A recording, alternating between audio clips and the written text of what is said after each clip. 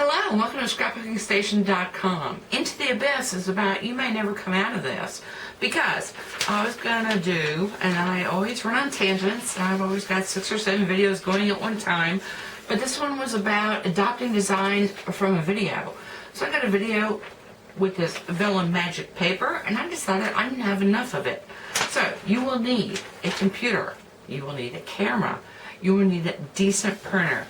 And from that, you can take pattern papers that you like. You could take clip art that you like. Let me see. You could take Vellum tags. This is duplicate. And print them out. So I can put the camera over my shoulder. We'll get started.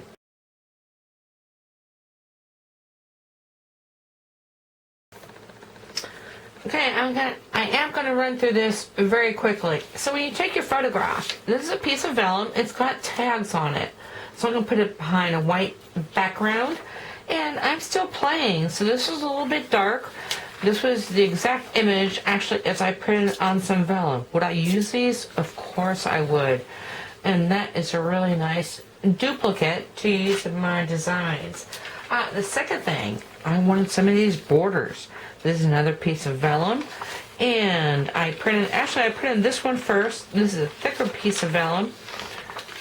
It's kind of hard to see. Let me look what's going on in the camera. You know what? I'd use all these stripes as well. As I get a little more educated with my printer, well, first off, we're going to look at this bottom because I use this, I don't know why, when my printer runs out, so I know I need at least an inch down there to keep my images crisp. Would I use all these borders? Of course I would. So I've got plenty of borders. Okay, now we're getting to something a little bit different because I decided, you know what, it's not just about my vellum pattern pieces. I've got an image on here I would like to replicate because if you've seen those cards, you've got those. I've got a pattern paper, and this is from Stampin' Up. This is from Paper Wishes. Then I've got some clip art. You know what? I'm going to make a piece of vellum.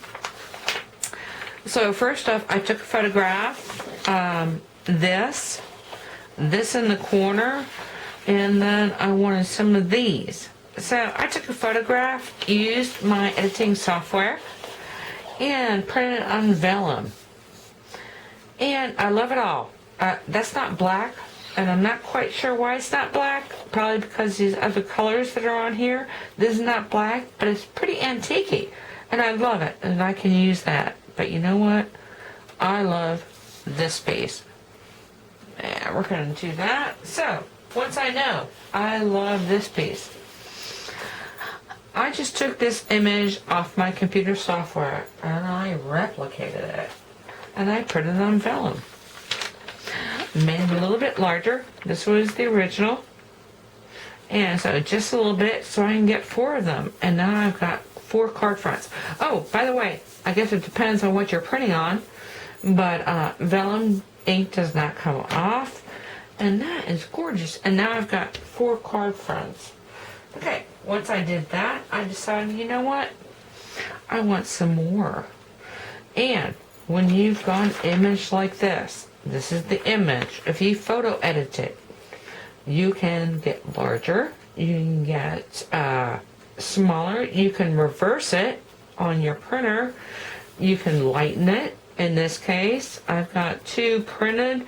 You can take one of these tags, and that is a tag from, oh my goodness, this sheet, which I also replicated.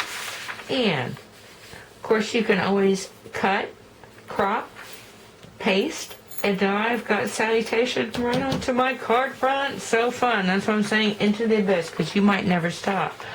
Okay, this is on computer cardstock. What if I printed it? I took the same thing and printed it on photo paper. Much more vivid. So I've got all the same images. Once you find something you like, that is going to work great.